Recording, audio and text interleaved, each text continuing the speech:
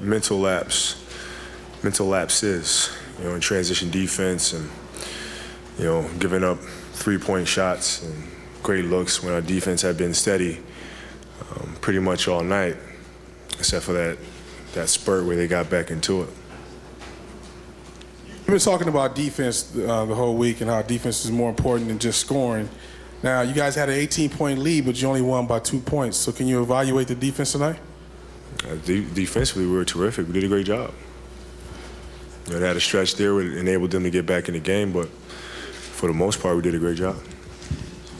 Jay? Sorry. Classified that three-pointer that Ron took late as a mental lapse? It was a good look.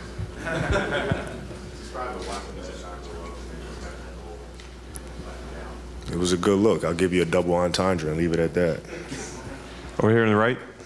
Hey, Kobe, can you talk about what you think this means for the team and for Ron, for him to have the game-winning shot? I think it means a lot for him. He's kind of been going up and down. I think emotionally for him is a big boost. Kobe, first of all, that was a hell of a pass. Nice job. Thank you. Can that be a demoralizing loss for that team, do you think? Not for that team. I think that team just bounced right back. They're a loosey-goosey bunch. Let's just go out and play. I don't think it'll linger at all. Kobe, after games 3 and 4, both those losses, how do you feel you guys did execution-wise and the things you need to take care of, rebound the ball, get it down low, penetrate the zone? We did much better.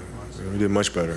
Aside from that stretch that enabled them to get back in the game, we had mental lapses on, Channing Frye and Dudley and, transition and, things like that. Against this team, you have to shore that up and be solid, for as close to 48 minutes as possible. Because if not, they can get back in the game just as quickly as they were out of it. Vic? Kobe, is this the kind of game that makes the squad stronger and the ability now to go into the desert and close this thing off? Well, there are a lot of things that we did right. So I think it's important for us to focus on that. As a group, it's always fun to have wins like this, at the buzzer, and especially for Ron. I'm very happy for him, but we'll leave it here and go up there and try to win one. Mike Weiss? Kobe, I was going to ask you if you thought Phil acted any differently before Game 5 than he ever has, and what is it about him that puts you guys in a mood that you can rebound from any disappointing performance before that?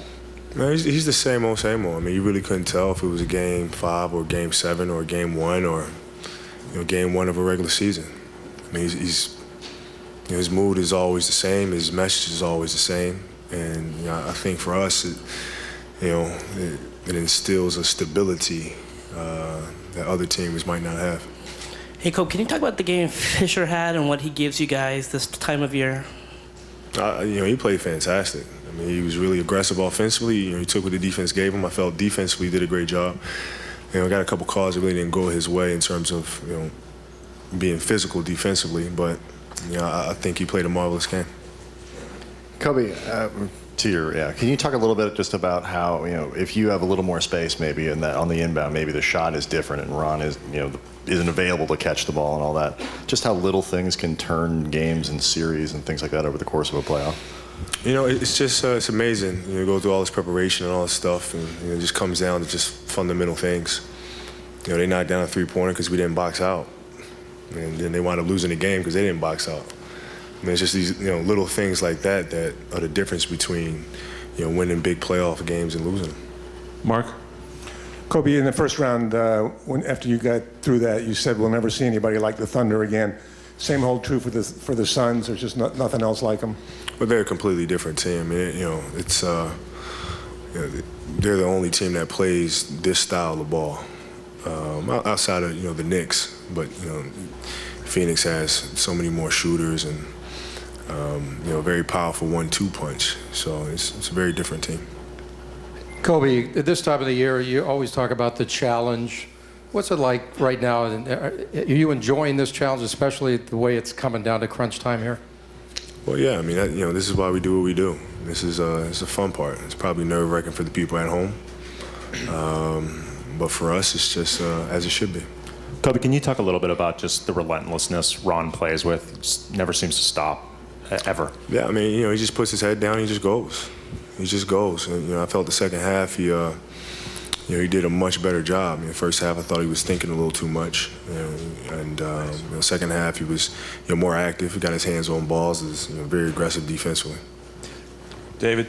Kobe, what did you see on that last play? After you took the shot, could you see that Ron was there? I mean, how did it unfold from where you were I at? saw him coming, actually. I felt I had a good look. I mean, Grant Hill stuck his hand in there at the last second, forced me to double pump. I mean, other than that, I was going to shoot over Steve. And once I released the ball, I saw Ron sneaking in. I was just hoping he got it off in time. Kobe, at the beginning of the game, the 2 quick fouls, were you surprised? How did you feel about that? It was 3 minutes in, you had 2 fouls. Probably not the start you wanted to get off. Can you just talk about that? Were you concerned? Were you overly concerned, or was it just unfortunate way to start a game? Unfortunate.